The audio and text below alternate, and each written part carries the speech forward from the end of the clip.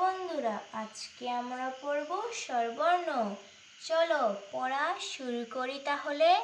অ অয়ে অজগর আসছে তেরে। আয়ে আমটি আমি খাবো পেরে। রসুইয়ে ইঁদুর ছানা ভয়ে মরে। দীর্ঘইয়ে ঈগল পাখি পাছে ধরে। রস্যুয়ে উট চলেছে মুখটি তুলে। দীর্ঘয়ে দীর্ঘটি আছে ঝুলে। রস্যরিয়ে ঋষি মশাই বসেন পূজায়। লিয়ে লিকার যেন ডিগবাজি খায়। এক্কা গাড়ি খুব ছুটেছে।